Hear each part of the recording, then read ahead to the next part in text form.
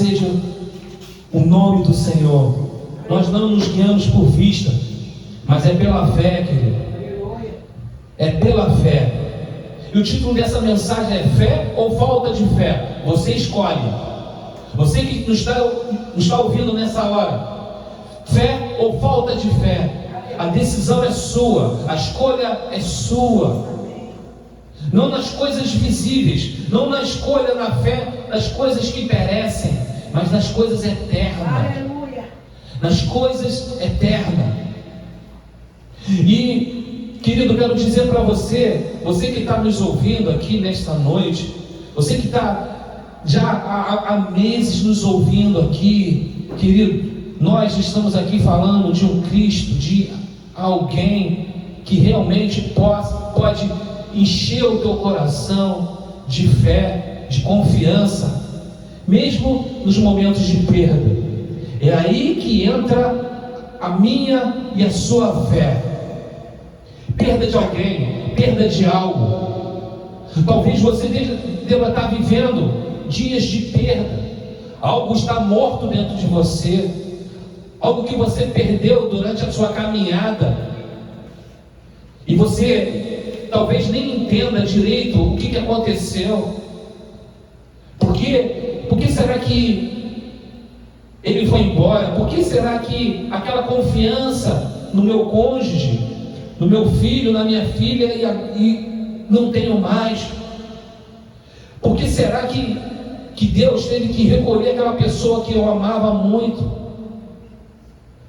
É nessa hora que eu quero dizer para você que a fé, ela precisa, como nós cantamos aqui, a sua vida romper em fé.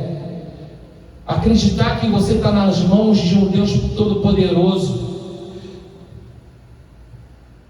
Você confiar, você se lançar a Ele. Você se mostrar que, Deus, eu dependo de Ti. Mesmo com essas perdas que eu tenho vivido nesses anos, nesses dias, mesmo você estando confuso, mesmo você cheio de dúvida por causa dessas perdas, né? Porque a perda, ela traz isso, ela traz medo, ela traz receio, ela traz, assim, momentos de que, como nós vamos ver aqui, João, ele narra, né? João, ele vai narrar, João 20, ele vai narrar o seguinte, que os discípulos, a palavra de Deus fala que assim que Jesus ele morreu, ele ressuscitou, as mulheres foram até o sepulcro, viram, né, o anjo apareceu, falou, ele não está mais aqui, né? E João e Pedro foram até o sepulcro e viram vazio, mas isso não foi o suficiente. A perda, a morte de Cristo não foi suficiente. João 20, a partir do versículo 19. Ali não foi suficiente deles crerem. E a partir do versículo 19 vai dizer que os discípulos, eles foram, né, ao cair da noite, a Bíblia diz que ao cair da noite, os discípulos foram e se trancaram numa casa. A Bíblia diz que eles ficaram de portas fechadas. Eles entraram, ficaram de portas fechadas, com medo da perseguição, com medo, né, talvez dos judeus, com medo de várias coisas,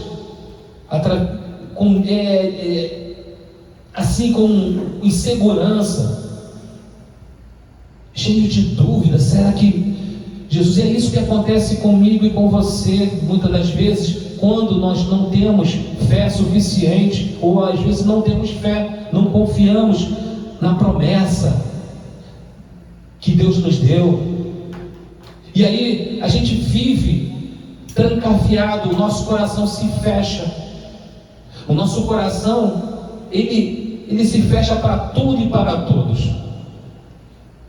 Quando existe morte, é aí que tem que entrar a fé, porque a fé não é quando tudo vai bem.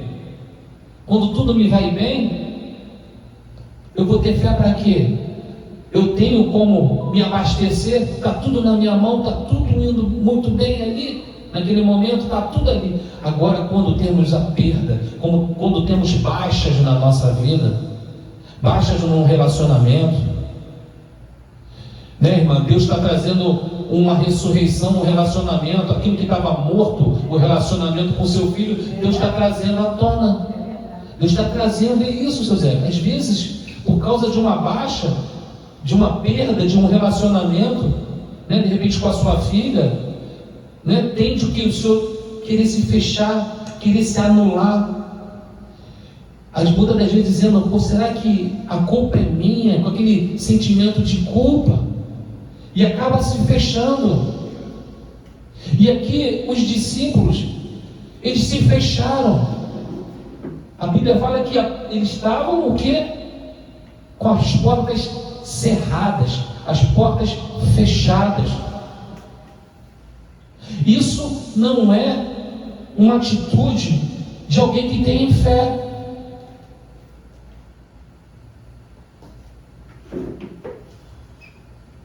Sabe por que isso não é uma atitude de alguém que tem fé? Porque se tiver fé, vai fazer que nem sabe o quê? Vou fazer um paralelo aqui. Eu quero trazer aqui um outro texto da mulher de Sunem. A mulher de Sunem. Coloca aí, pastora, lá em 2 Reis 4, a partir do versículo 8. Preste atenção aqui. 2 paralelos. Os discípulos ficaram com portas fechadas. Amém? Se liga aqui, vamos lá, vou fazer pergunta. Então, por causa de quê? Por causa da morte de Jesus, por causa de perdas, por causa de baixa, eles se fecharam. Agora a gente vai ver um paralelo com essa mulher, a mulher sunamita, a mulher de Sunem. A Bíblia fala que a mulher, eu vou narrar mais ou menos aqui o que está escrito ali, vocês vão olhando ali. A mulher diz o seguinte, o texto, que a mulher era rica, e ela via o profeta Eliseu sempre passar na sua cidade, e ela convida-o para o quê? Para fazer uma refeição na sua casa. Essa mulher, ela tinha um marido já de idade, então o profeta ia na sua casa para fazer a refeição. Então sempre quando ele passava ali pela cidade, ela chamava, e ela começou a reparar o seguinte, poxa, e falava com o seu marido, fala assim, homem, esse profeta, esse é um homem de Deus, vamos fazer o seguinte, vamos fazer um cômodo, vamos fazer um quarto para ele, vamos botar uma mesa, vamos botar um local aqui para ele, porque ele passa, talvez ele venha cansado, andando muito com o seu servo, vamos fazer, e ela apronta com o seu marido um quarto, para ele, sempre quando passar, ele repousar, ele descansar, e assim foi, sempre quando Eliseu passava, o profeta Eliseu descansava. Só que, olha também como paralelo, eu me olhava e falava, eu preciso abençoar essa mulher, eu preciso fazer algo por ela. E ele chega até ela, mulher, o que eu posso fazer para poder te abençoar? Você quer que eu interceda ao rei, aos governantes? Ela falou, não, eu estou em paz com ele, estou em paz com o meu povo, não preciso de nada. Até o ponto do profeta chegar até Geazi, que era o seu servo, e dizer o seguinte, Geazi, como é que a gente pode abençoar essa mulher? E Geazi fala o seguinte, olha só, essa mulher ela não tem filho, Pois bem, e aí o profeta liberou uma palavra, uma promessa para ela. Fala, nesse mesmo período, você terá um filho. Nesta mesma época, daqui a 1 ano, você terá um filho. E assim aconteceu. Passado 1 ano, aquela mulher engravidou e teve um filho. E aí, dando continuidade, o que aconteceu? O filho cresceu. A Bíblia não fala se ele era um adolescente, se tinha 10 anos. O que fala que ele cresceu um pouco e ele estava no campo com seu pai. E ele sente fortes dores de cabeça. Seu pai pega e manda ele ir para casa para sua mãe. E o que acontece? O filho, ela põe o filho na cama ali do profeta e o filho morre nos braços da mãe. E aí eu te faço uma pergunta. Ela sofreu uma perda, amém? Amém? Então, uma morte, o seu filho morreu. Aí é onde eu quero chegar. Os discípulos ficaram presos com a morte de Jesus. Agora, olha o que essa mulher faz. Essa mulher, ela chega e chama os servos, aprontem uma jumenta. E ela falou para o marido: eu vou procurar o profeta de Deus. E ela manda aprontar aquela jumenta, pega um servo e vai atrás de Eliseu. E a Bíblia diz que já quase chegando, lá estava Geazi e o profeta. Geazi vem ao encontro dela. E aí o profeta manda Geazi, pergunta como é que ela está. E Geazi fala: como é que você está? Como é que está seu marido? Como é que está seu filho? Olha a resposta da mulher. Ela fala assim: vai tudo bem. Deixa eu falar algo aqui assim, que sempre quando eu li esse texto eu falava assim, eu pensava comigo no meu coração: pô, essa mulher agiu de falsidade. Por quê? Porque ela perdeu um filho. Se lembra da filha de Jairo? O que Jesus falou? Ela não está morta, ela está? Ela está? Talvez, né, vamos pensar aqui. Ela falou: está tudo bem porque o meu filho está dormindo. Meu filho dorme. Então, olha a atitude. A mulher, com o filho morto, ela poderia estar trancafiada, chorando. Perdi, acabou tudo, acabou a promessa, aquilo que Deus me deu acabou. Ela podia estar trancafiada ali chorando já para enterrar seu filho, mas ela não. Ela se posiciona. Irmãos, a fé nos faz nos posicionarmos. Você não entendeu? Você está se posicionando. Você vai se posicionar diante das perdas, das baixas, diante das mortes que você tem sofrido na sua vida. Você precisa ir até o Senhor. E aí o profeta vê que aquela mulher está angustiada. E ela vai e se lança aos pés do profeta. Geazi tenta até segurar ela. E o profeta: não, deixa ela em paz. Ela segura nos pés.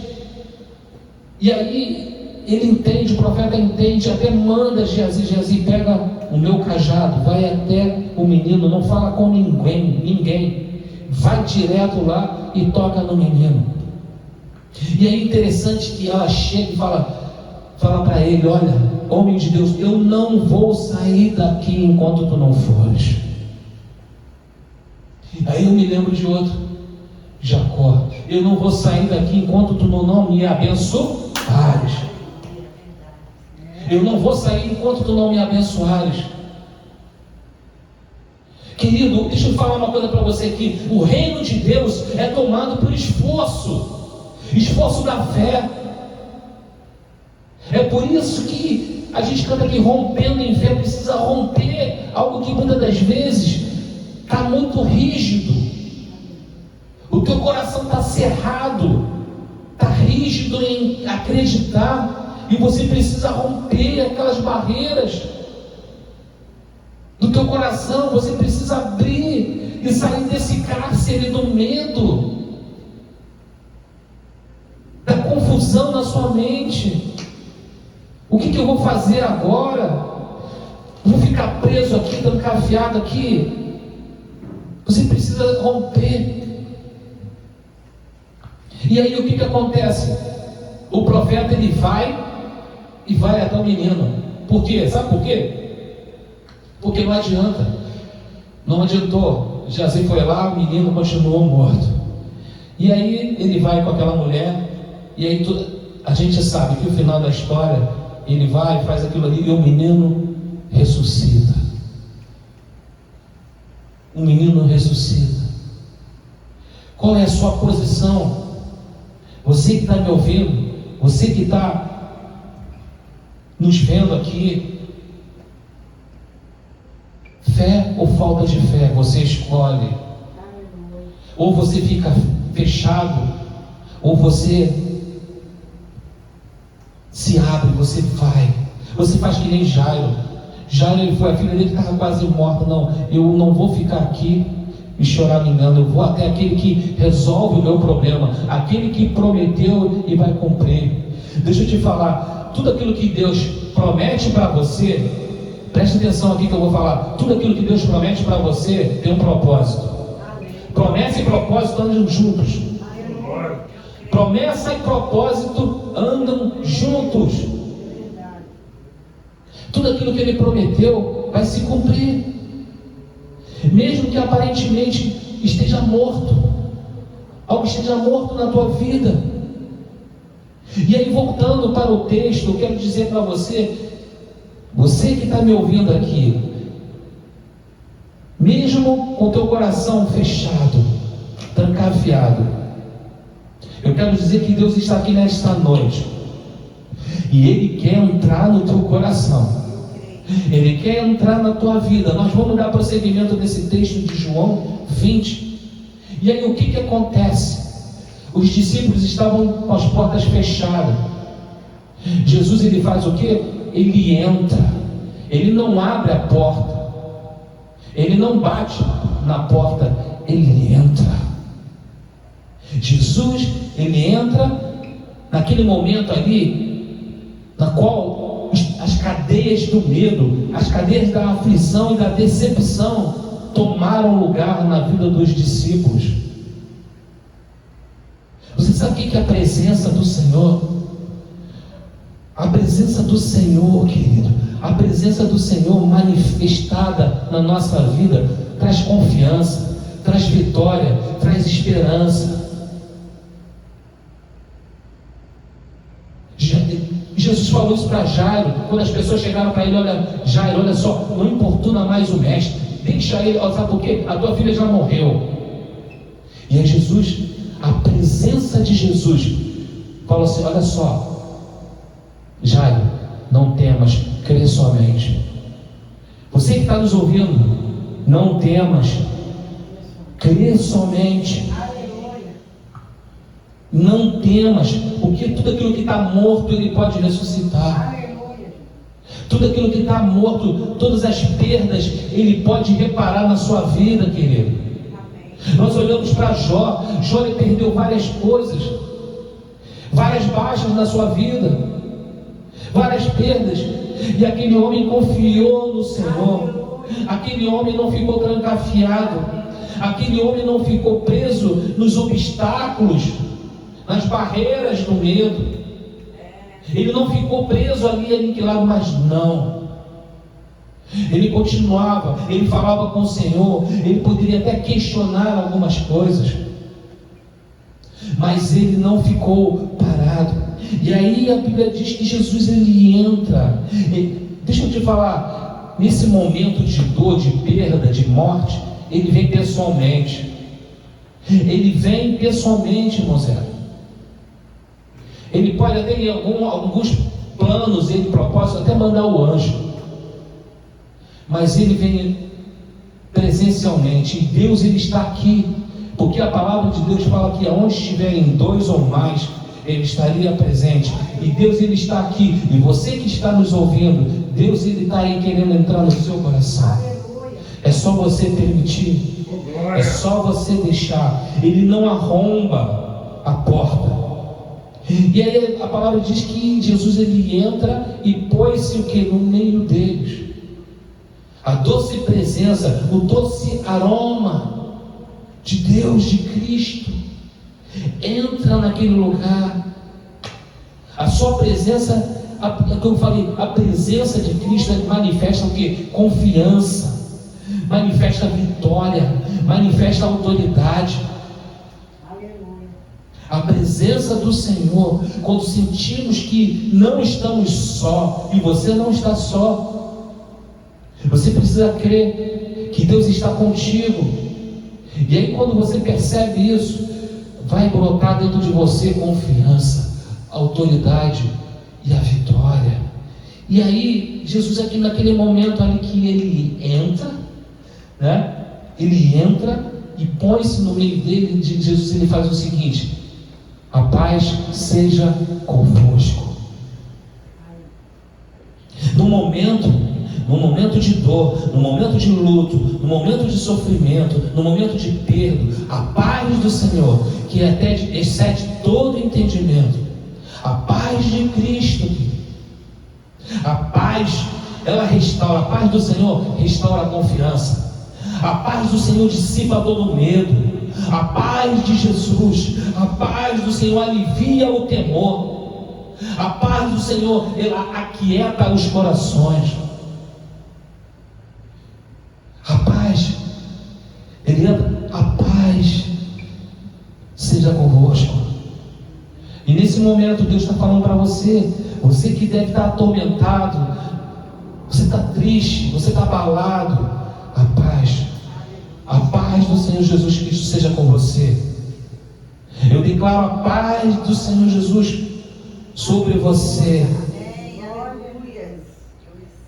E você recebendo, você vai ver como vai ser um refrigério para a sua alma, restaurando a confiança, dissipando o medo, aliviando o temor e aquietando o teu coração.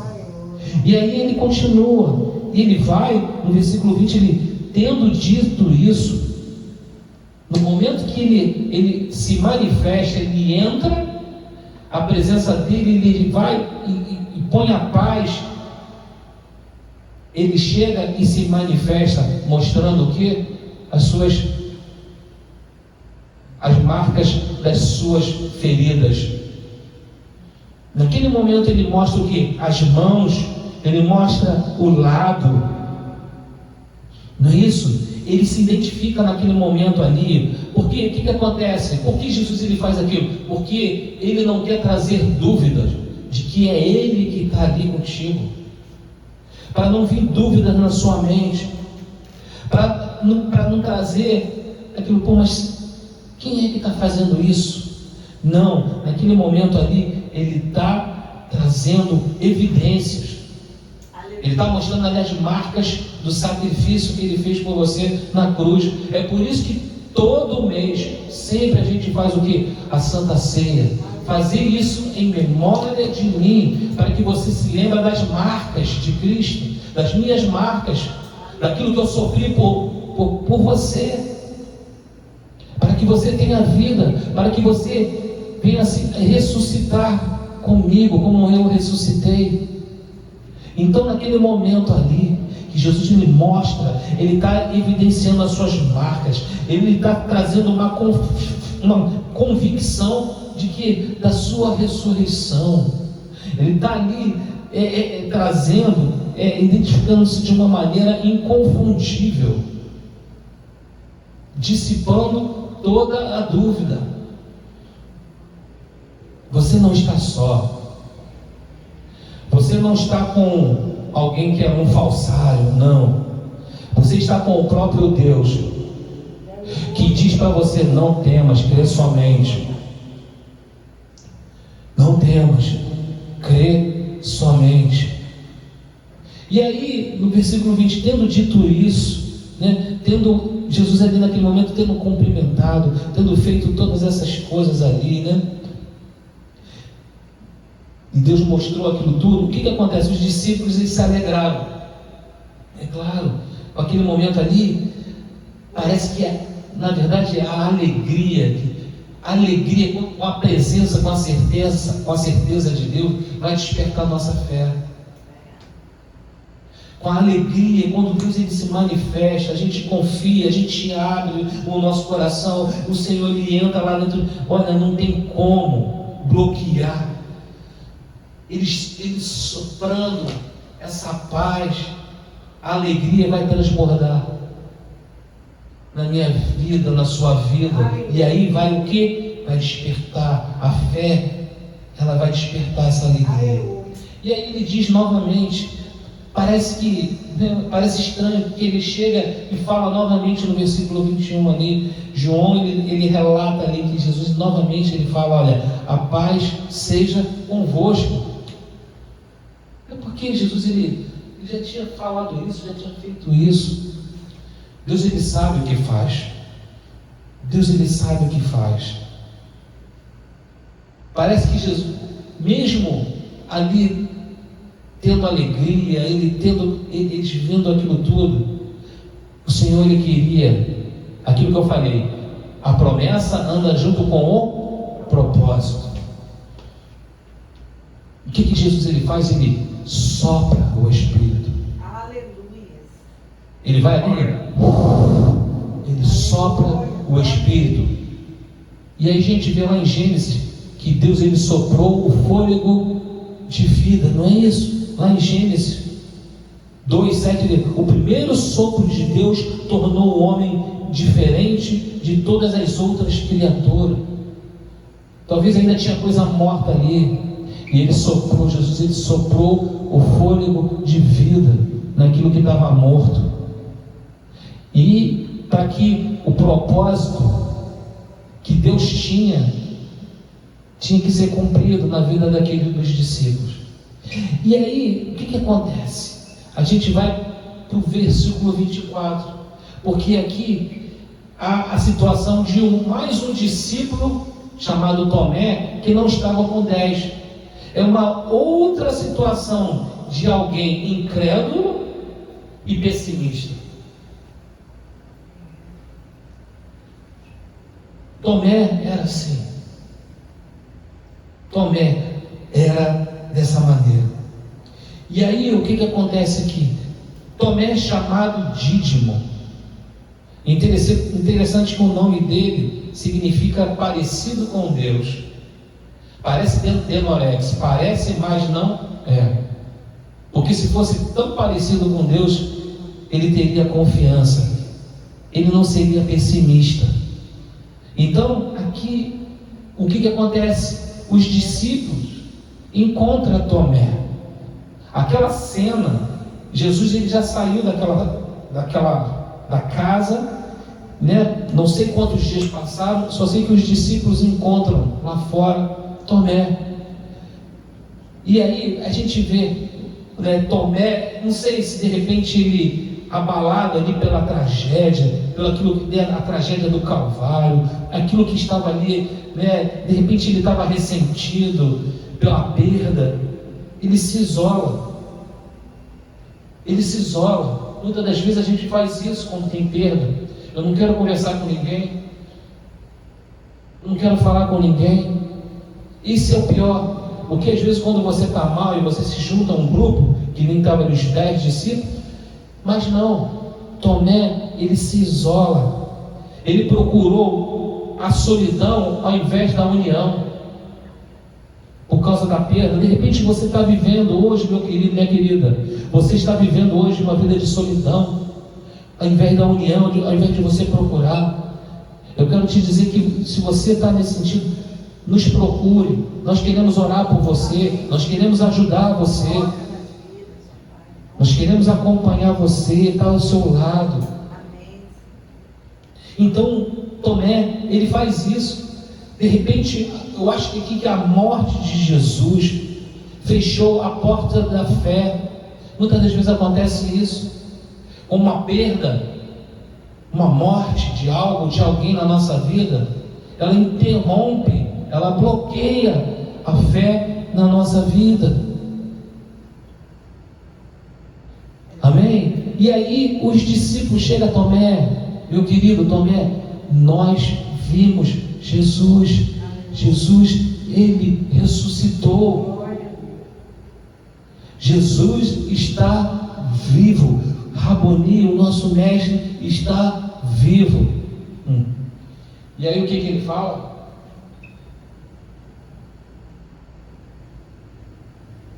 Ele chega, olha só, deixa eu falar uma coisa aqui para vocês. Se eu não tocar no lado, se eu não sentir na mão a cicatriz, não é isso? Se eu... Jesus. Se eu, não é isso? Vamos lá. Não ver as marcas do prego, não é isso? Se eu não colocar o meu dedo, a fé de Tomé era uma fé sensitiva. A fé que ele tinha era a fé de visão. ou de tato, de toque. Querido, a fé não é isso. Nós sempre lemos aqui, nós vimos que a fé é o firme fundamento das coisas que não se veem. É a convicção de fatos que não se veem. É o quê? Firme fundamento das coisas que se esperam. E a convicção de fatos que não se veem. Eu não tenho que ver para poder acreditar. Eu primeiro preciso acreditar, confiar. E aí Tomé fala, não, eu preciso ver as marcas de prego nas suas mãos. Eu preciso colocar o meu dedo onde estavam os pregos. E se eu não puser a minha mão no seu lado, eu não crerei. Eu vou botar aqui 4 características de um pessimista. Primeiro, pessimista fecha a porta para a fé. Você vive uma vida pessimista, você nunca vai acreditar, você nunca vai confiar. Porque a tua confiança está no visível e não no invisível.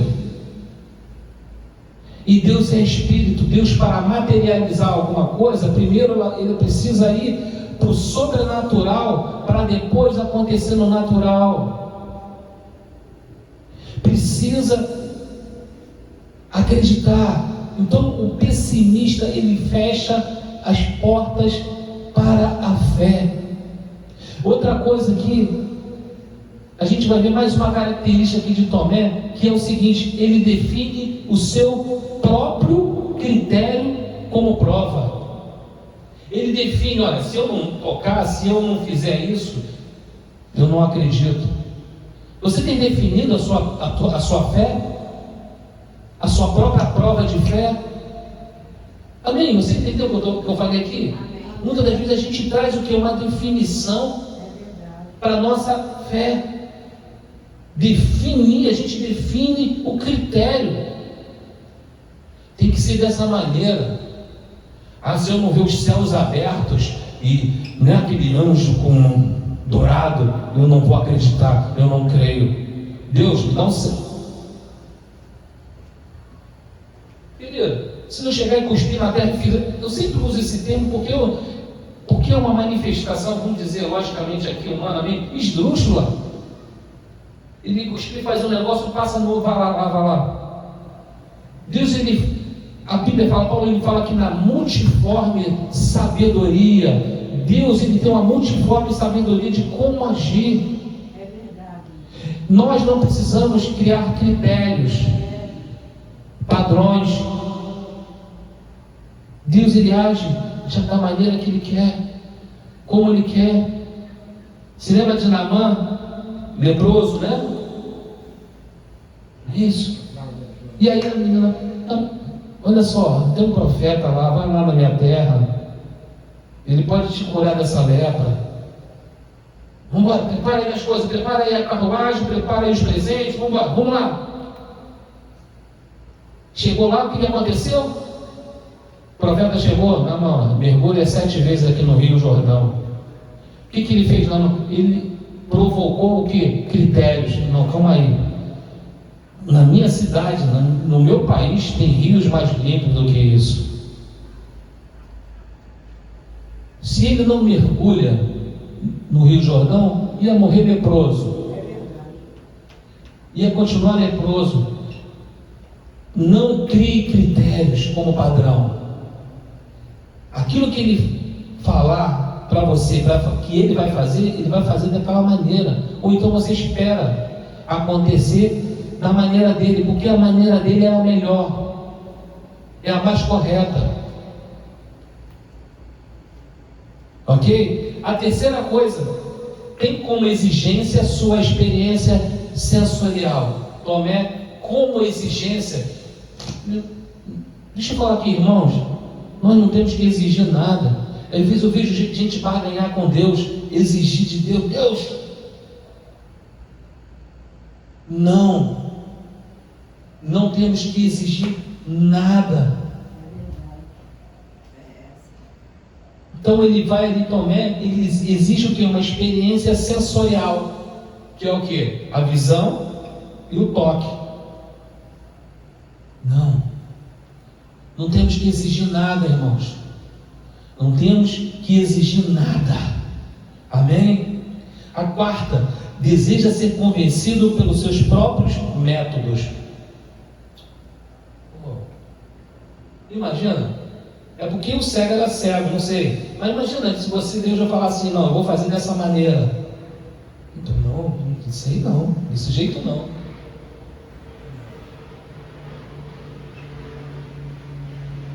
Amém? Vocês estão entendendo aqui?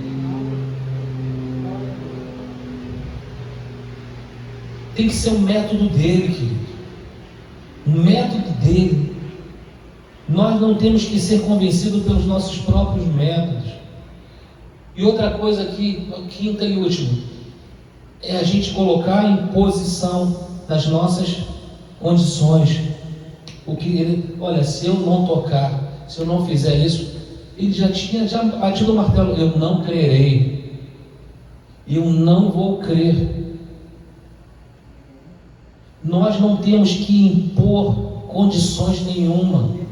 Nós não estamos em situações de impor nada com Deus. Ele é o Criador, Ele é o dom da vida, Ele dá a vida, Ele toma a vida, tudo por meio dele, para Ele, são todas as coisas. Ponto final, acabou. É tudo dele, para Ele. Amém? Amém.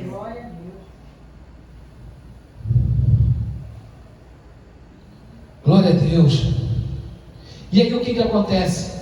Uma semana mais tarde, agora estavam os 11 discípulos reunidos. Não é isso? Vamos lá o versículo 26. Então uma semana mais tarde os seus discípulos estavam outra vez ali. Agora Tomé está com eles. E o que acontece? Jesus vai dar a oportunidade, mais uma vez, do incrédulo Tomé e pessimista. Jesus, ele entra, não arromba a porta. Parece a mesma cena, né? Com os 10, agora ele se apresenta com os 11. Ele entra, ele se manifesta ali com eles e chega e fala o seguinte: Jesus disse a Tomé: Tomé, coloca o seu dedo aqui. O que eu quero dizer é que o contato de Deus conosco é direto. A gente vê em várias curas, em várias manifestações com Jesus. Isso fala de relacionamento, querido. Às vezes a gente pensa que Deus está lá no céu, Ele vai, acredita aí, Tomé, toma na tua cabeça. Não. Tomé, chega aqui perto, aqui. Vem cá. Vamos conjecturar aqui, me dá um abraço, vem cá. Toca aqui, sente aqui, tá vendo? Aqui na minha mão. Tá tocando? Tá vendo?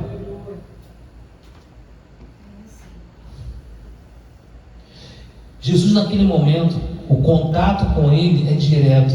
Ele nada esconde, ele nada oculta. Deus, quando ele se manifesta, ele quer não te envergonhar. Ele não estava naquele momento em querer envergonhar Tomé. Não. Ele estava forjando a fé. Ele estava tentando ali, naquele momento, dissipar a fé, o pessimismo de Tomé. Ele estava tentando dissipar o pessimismo. Coloque o seu dedo. Veja as minhas mãos. Naquele momento ali, Deus estava se manifestando assim em detalhes.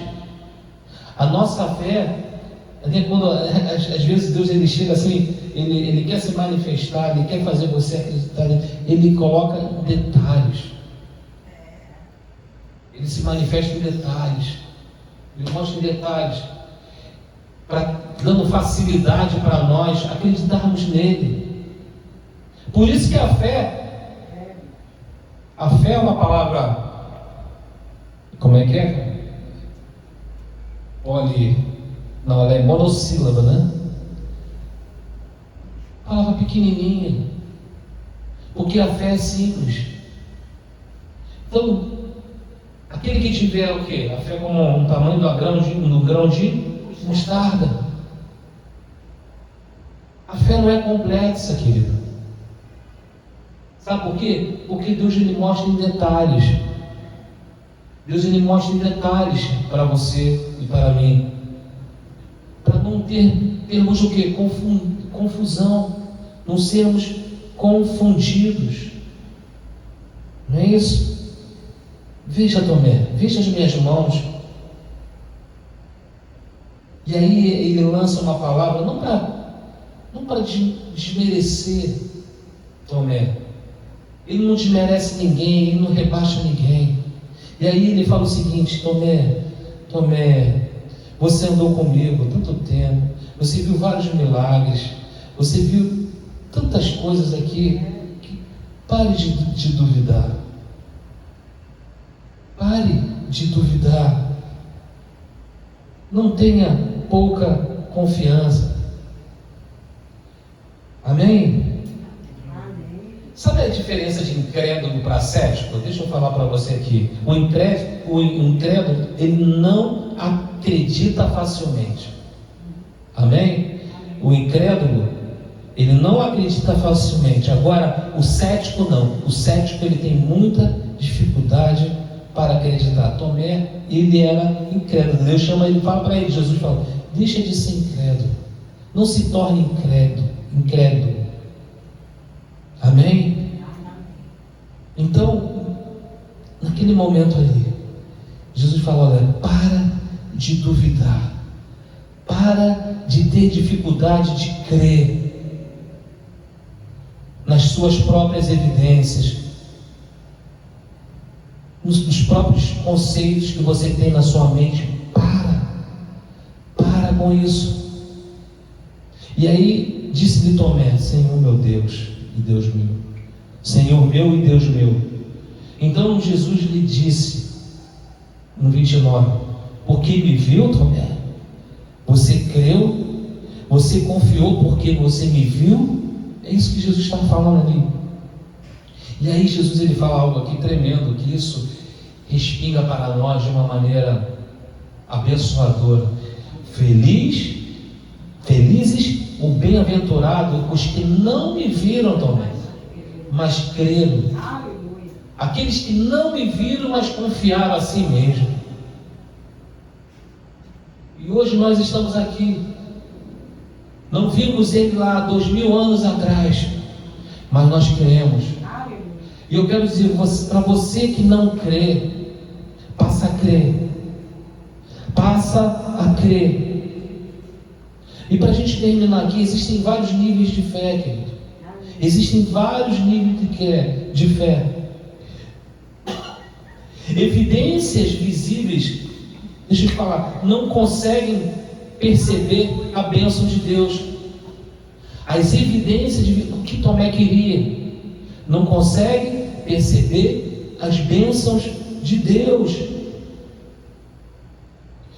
Porque ele não consegue perceber, ele não consegue crer naquilo que quem Deus é, mas naquilo que ele faz.